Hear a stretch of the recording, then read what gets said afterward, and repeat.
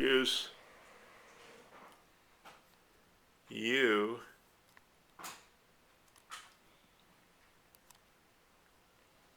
Okay, so we're back online here.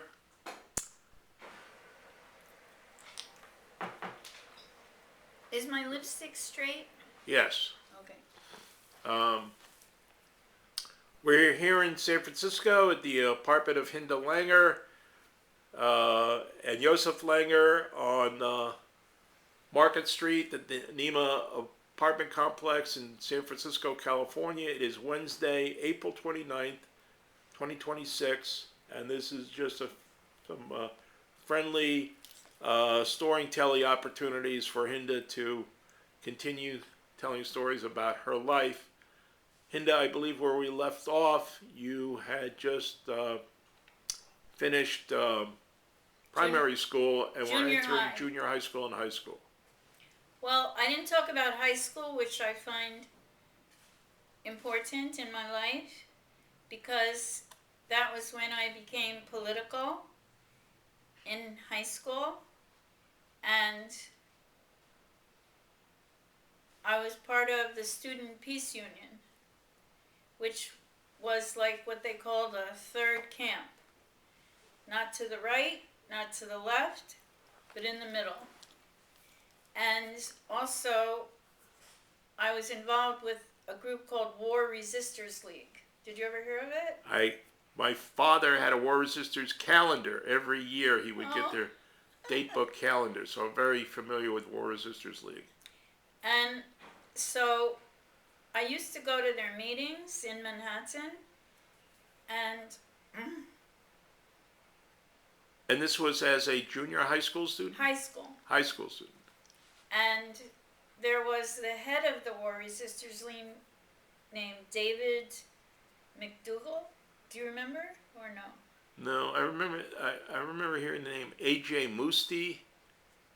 He was probably like a thought leader. Oh. Kind of a guy. But so this was, you were It was 16, 17 years old? Yes. And this was about 67? Earlier. 66? Maybe 65, because I started to have these meetings at my house, and my mother was so against it. She said, they're all communists. You can't meet here anymore. Now, was the Vietnam War going on? Yes. In 65? When I was in the peace movement, the Vietnam War was going on. I don't remember the exact years, because... Well, there was Kennedy. Then Kennedy got assassinated, and then Lyndon Baines Johnson took over as president and increased the amount of troops in Vietnam from like maybe 10,000 to 100,000. I'm not good with years, but I do know that I was in high school. No, I was in junior high when Kennedy was assassinated, because I have this very vivid memory of everybody in school going out in the yard when we heard he was assassinated, and maybe I was, I don't remember my age, but we all looked up at the sky in Brooklyn. It was blood red. It was a very bizarre experience for me. Mm-hmm. Because I felt like the whole world, the natural world, was reflecting this tragedy. And it was an extreme moment for me. And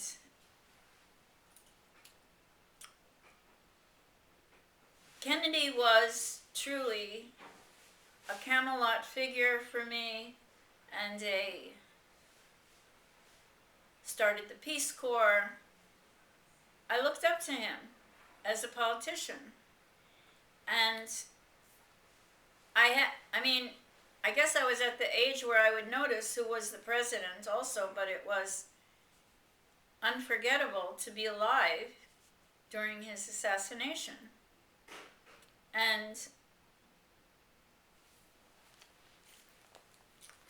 I think that did politicize me to be in the peace movement, even though there are other things that politicized me into the peace movement, because I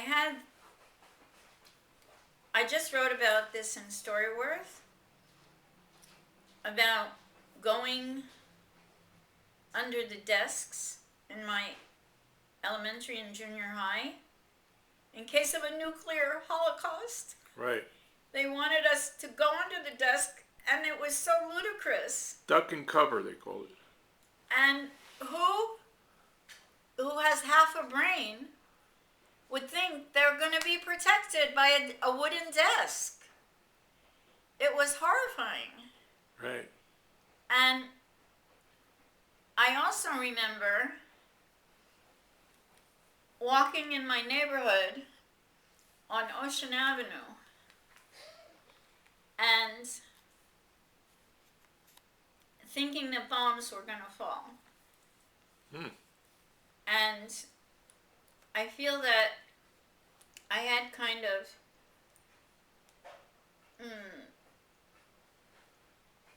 not deja vu, I had some kind of intuition that I was in the Holocaust in the 40s. And it was also horrifying for me.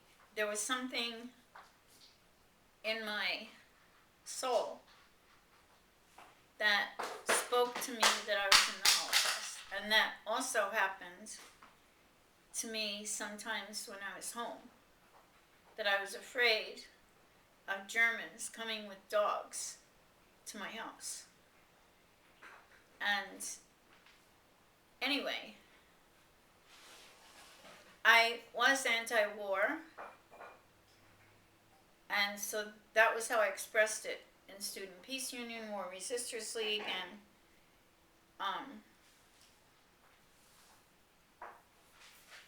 in high school when I was 16, they had the Fifth Avenue Peace Parade. I don't know if you remember that. It was. No.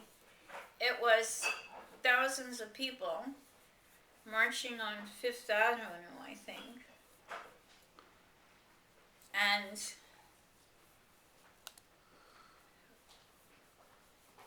it was against the Vietnam War. And we had balloons that said "Stop War." And it was extremely well-attended, huge parade of people. And at the time, I had a boyfriend in my high school, and we decided to cut school. He was also in this anti-war, and we went to the parade. He was actually from California, and he was like a typical California blonde. He lived in our neighborhood in Flatbush. His parents had moved there. And he looked exactly like a Californian. Blonde hair. I don't know if you know what a Pendleton shirt is. No. Oh, anyway, it's very California. A Pendleton shirt is kind of emblematic of California. It's a wool, what's the word? Like it has a collar, buttons, and it's... Anyway, he wore a Pendleton... He was like the prototype of a California guy. And we went to the parade, and somehow at the parade, like I had very long dark hair, he was this blonde. These reporters thought we were picturesque, okay? And they said to us, "Will you come out to lunch with us so we can interview you?" They worked for Time Life Incorporated. Wow. And they were doing a special on the youth movement that was emerging as into politics. I think that issue was mainly politics. And so we wound up being in this really classy magazine, photographed and speaking to the reporters. And I didn't tell my mother I cut school, but somehow some of her friends wound up getting this magazine. This would have been 1964. Around then. Yeah, if you were 15, that would be 1964. Right, around then. Okay.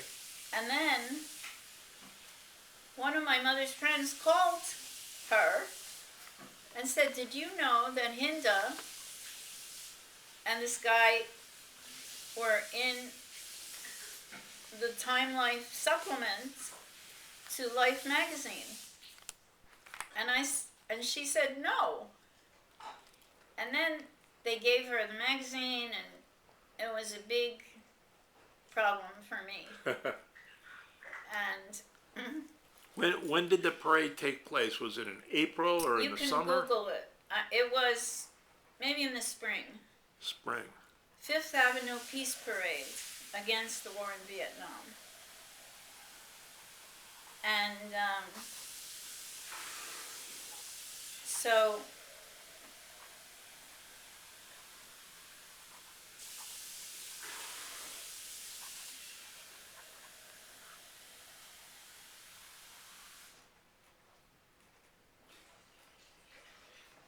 he was a little younger than me. I don't remember. Maybe a year younger. But we went to the same high school. Midwood.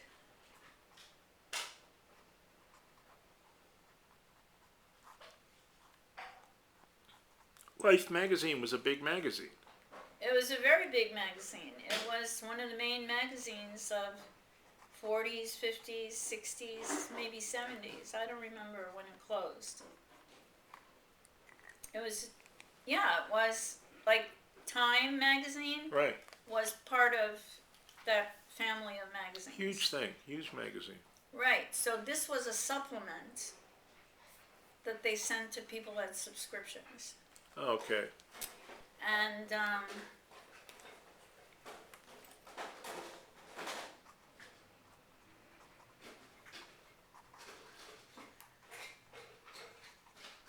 Go on. Keep going. I'm trying to think about this word that I use, picturesque. I think it's photogenic. Not really. You know what? Picturesque is the wrong word. Anyway, so that was one incident in my high school life. And also, I joined CORE, Congress of Racial Equality. Right. And at the same time, and my boyfriend and I joined a group that had a storefront in Bedford-Stuyvesant that was organizing for CORE. And My father told me that he participated in picket lines with CORE in Bedford-Stuyvesant really? to desegregate the YMCA.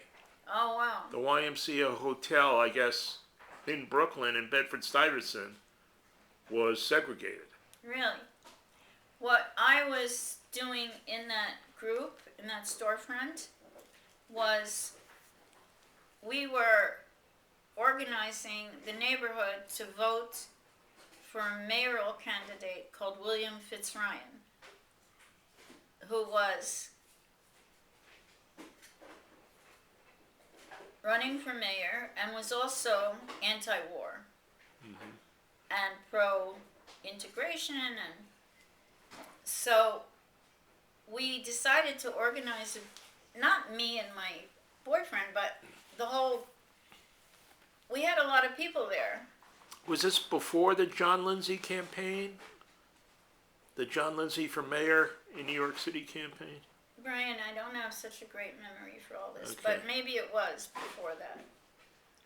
We We'd have to Google it. Sounds like it. And, or maybe he was simultaneous to John Lindsay. But John Lindsay was like a wasp. Right. And, you know, anyway, so we spent a lot of time organizing this rally to get William Fitzryan to speak to the black community. And the day before the rally, his people told us he's going to Brighton Beach. He's not coming to Bedford-Stuyvesant. That was a huge disillusioning moment for me with left-wing politics. Because I said, what's the difference between him and other opportunistic candidates who are going to walk away from the black community? So it turned me off to political organizing, and also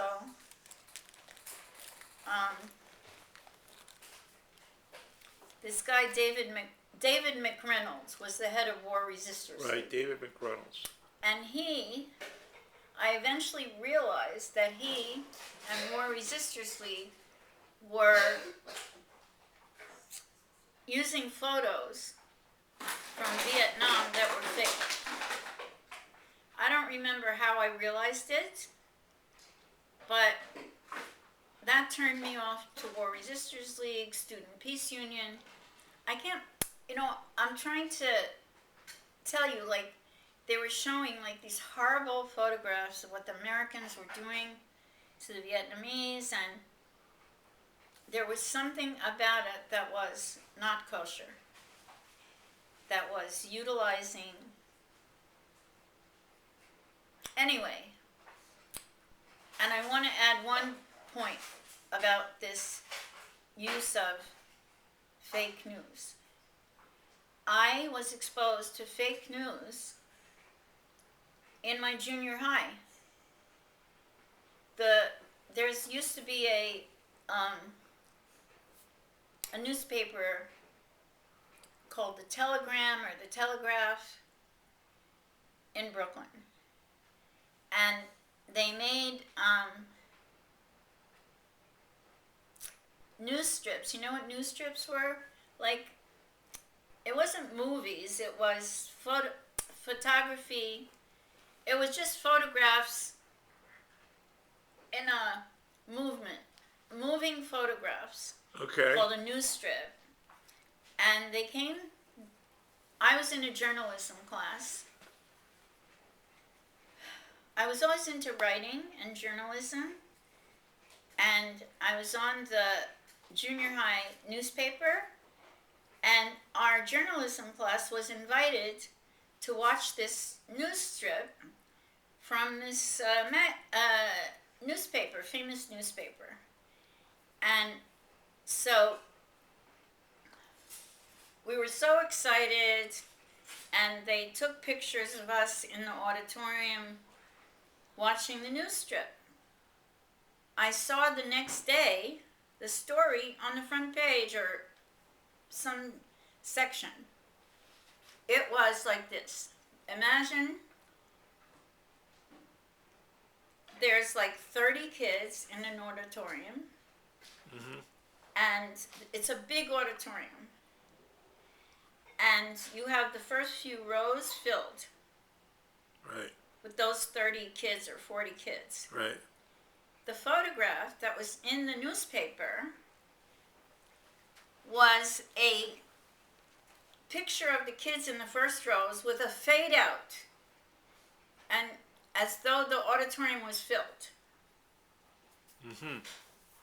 This was a super disillusioning moment for me also, because I saw what fake news was at a very young age, and I was in it. It wasn't like somebody was telling me about it, you know?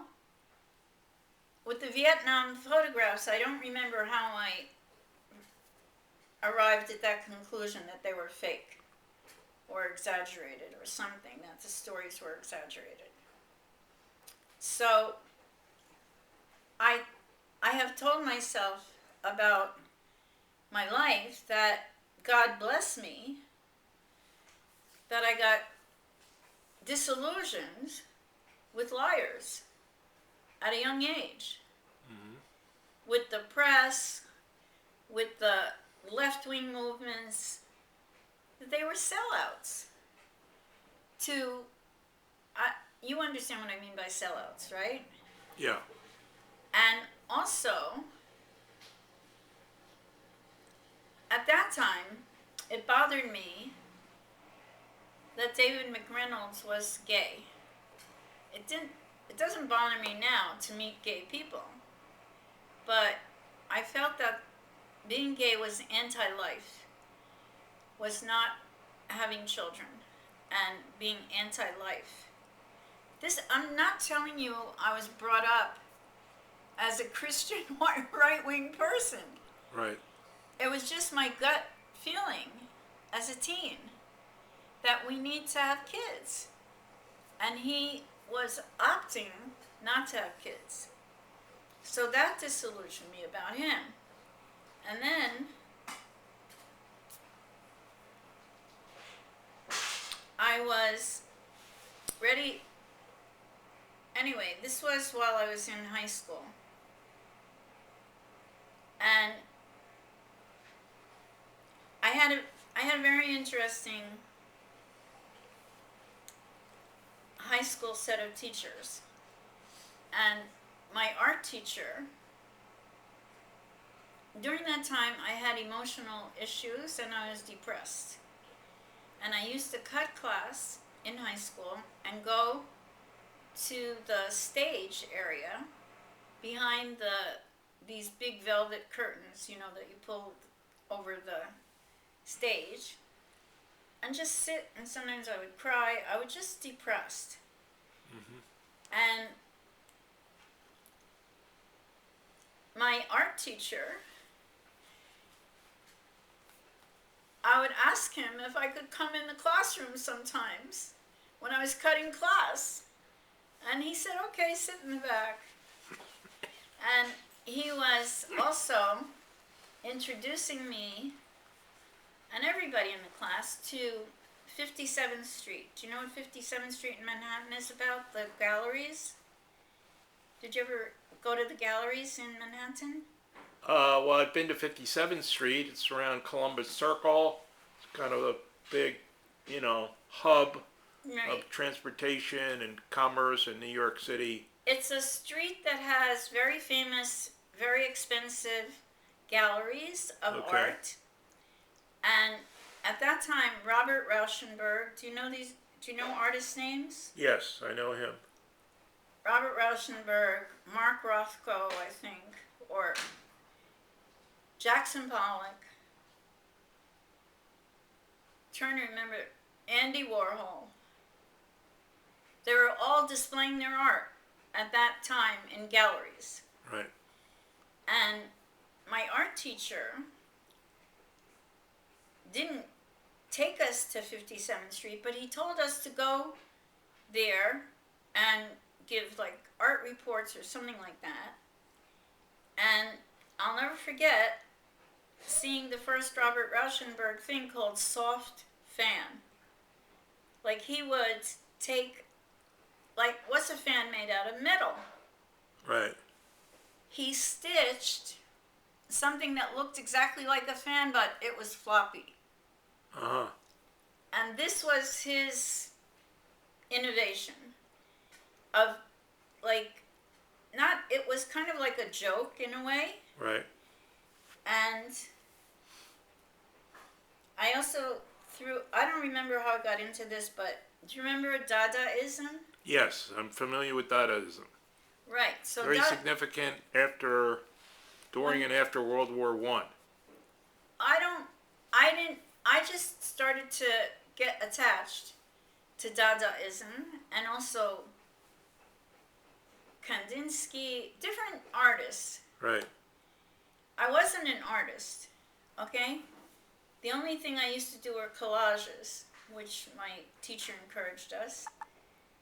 And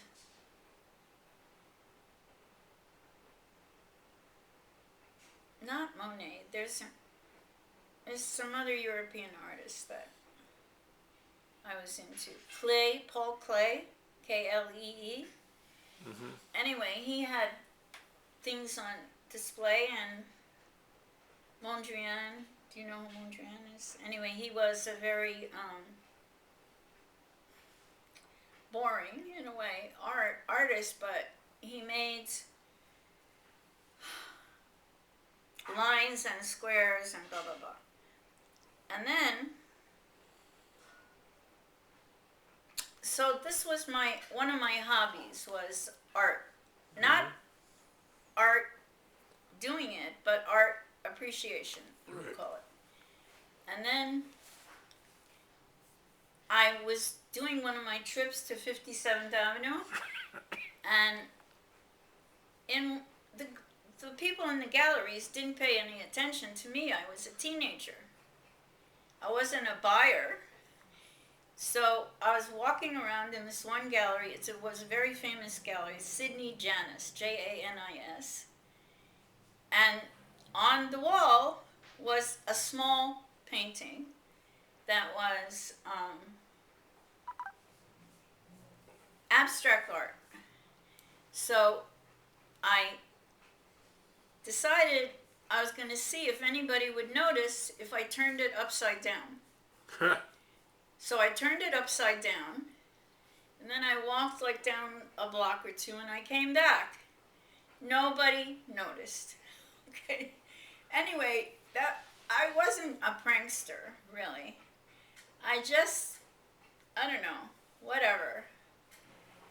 I just was curious about all these kind of things. And do I have to stop soon? Well, one of the cameras ran out. One is still going. Okay.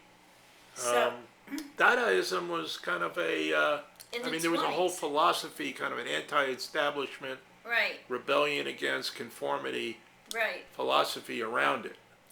Well, I don't remember what kind of magazines I was getting, but I had these, like, picture magazines of Dadaistic art. And I'll never forget this one thing of,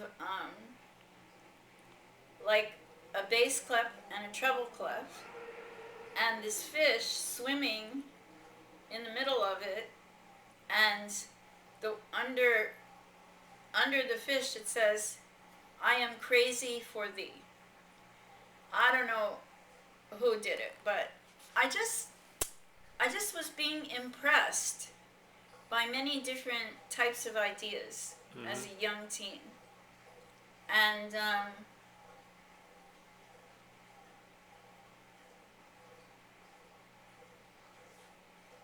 Did you ever read Mad Magazine? I did, but Spy versus Spy, but I wasn't a big fan. I read it, but I had this other magazine. Oh, I don't remember.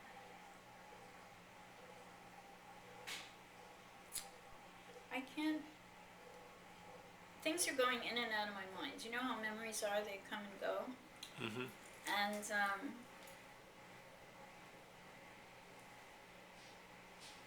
when I was in high school, I had another person who was like a mentor. My art teacher in junior high was named Mr. Tritt, Philip Tritt, Tritt, and he was like kind of a mentor to me. Anyway, I don't want to go too deeply into this, but in high school, I really had a mentor who was my art teacher. He was Perry Cohn. And he sent us to museums. He had a good friend named Ad Reinhardt. And Ad Reinhardt was very famous at that time. His paintings were all black. Different shades of black, I don't know. Anyway, so Perry Cohn I became close with him because he was also the advisor for not the newspaper, the yearbook.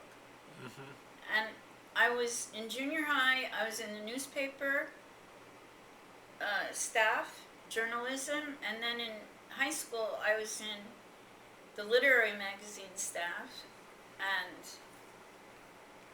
I don't think I was in a newspaper, I was in the yearbook. So I was always busy, like kind of in publishing. It's not real, I mean, publishing. I was a teenager, you know? Right. I still have one or two of a few of those things that I wrote than in the original, you know, publications. I always had this, I was also writing a lot of poetry, and I was a very big fan of E.E. Cummings, and I used to carve my name in my desks, Hinda with a lowercase h, because E.E. Cummings didn't use uppercase. I wanted to be like E.E. Cummings, and that's how I wrote my poetry. And I also did this really kind of offbeat thing that my high school had 4 floors, and because I was cutting school in the middle of the day, I took a chalk and I wrote my name Hinda on every step, every other step from the 1st to the 4th floor. I don't know what I was thinking, except I was bored. Anyway, so what you call the guidance counselor, did you have guidance counselors? Yep, absolutely. So the guidance counselor, after that day, called me into her office, and she's talking to me, she's trying to get me to relax, and then she says, Hinda, do you know anyone who would write your name in chalk on the stairs? And I said, no. Who would do that? Anyway, she tried to convince me to go to a private school for disturbed teens. But I didn't. But you didn't write your name on chalk on the stairs, you carved it into a desk. I carved it into desks, and I wrote my name on every other stair in chalk from the 1st to the 4th floor. Oh, okay. And so, anyway, That's outstanding. it was kind of unusual. And I don't know if E. Cummings ever did that, but that's what I wanted to do. So, I don't know, Brian, this is all so funny to me now. You know?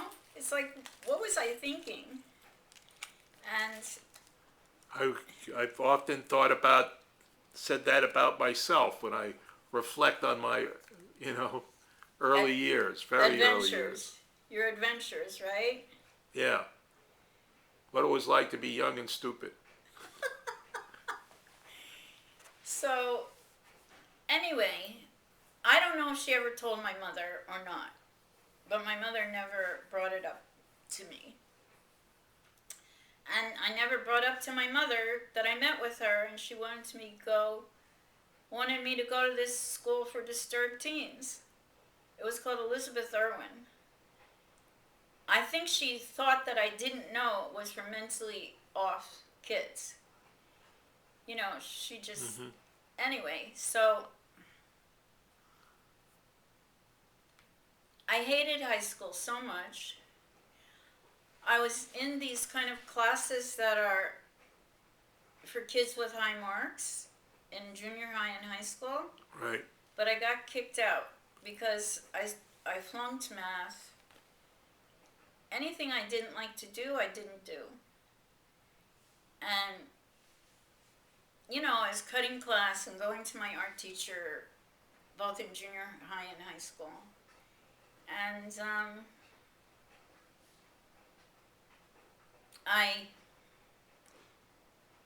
I had a very nice math teacher. My math teacher was single. She was a woman, Miss Byler. And my art teacher was single, Mr. Philip Tritt. and they got engaged. Anyway, so it was very interesting for us kids. And then she was teaching us quadratic equations, algebra. And she said this thing that I'll never forget. Imaginary numbers travel in pairs. Did you ever hear of that? No. So, when she said it, I did not understand algebra at all. But when she said it, it stuck in my mind. And I made a big poster for her class, on the wall. When you have stick figure like paper dolls that you cut out, No. with just the head, the arms, and the legs, I cut out 2 of those paper dolls holding hands, and I wrote imaginary roots travel in pairs, and I gave it to her. So I was just bored and trying to connect with my people that were adults that were interesting to me. Right.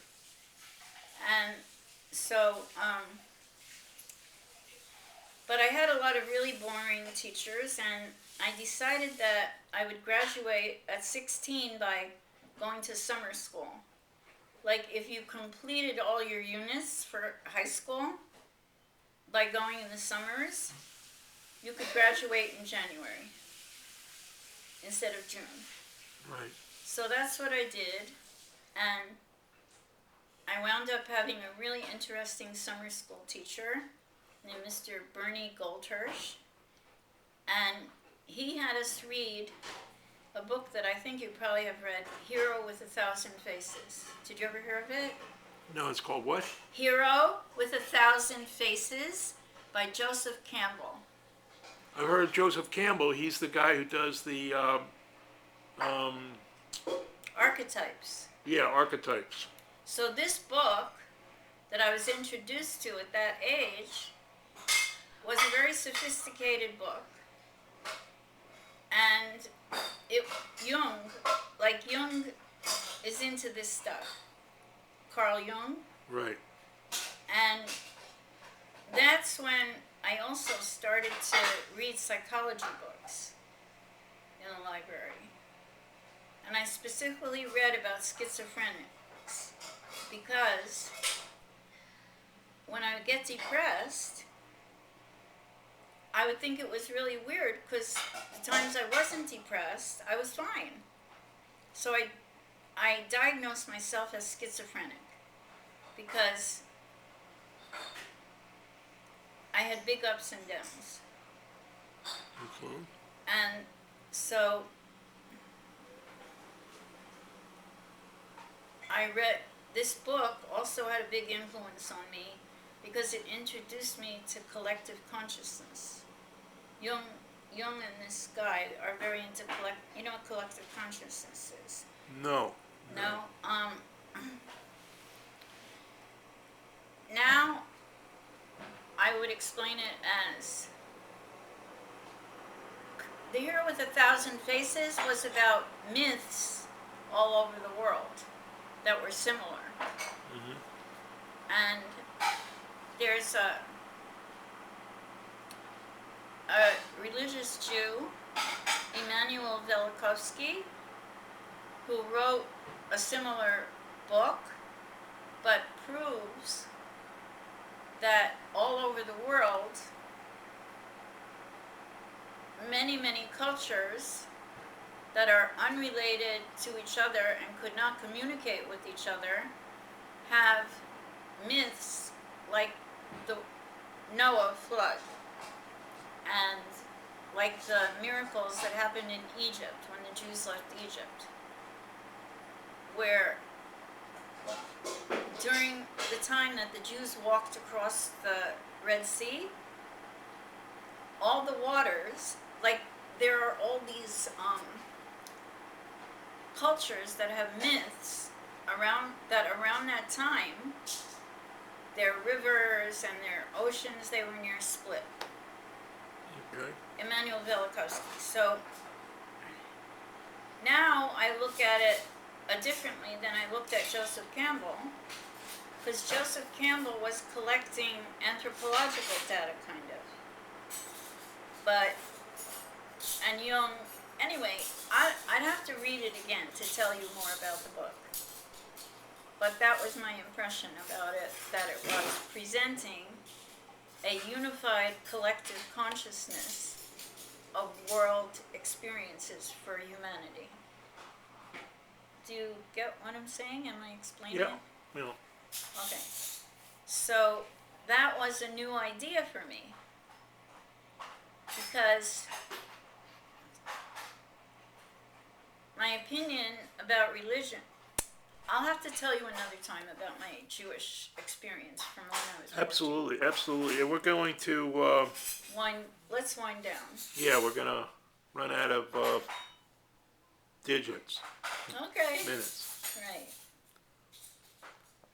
So I appreciate that you're willing to listen to all this Mishigas. Okay, well, no, it's interesting for me. I think you might have parallels in your life of thresholds where you jumped from one level of consciousness to another, or level of experience in life, right? Well, yeah, when I was young, I was, also attracted to Dadaism. I was attracted to the anti-war movement, Right. And I was attracted to the East Village. Right. It was all very, stimulating. Exciting. And mind-opening. All right, so I'm going to turn the camera off here, and we'll start again on another day. Right. Okay.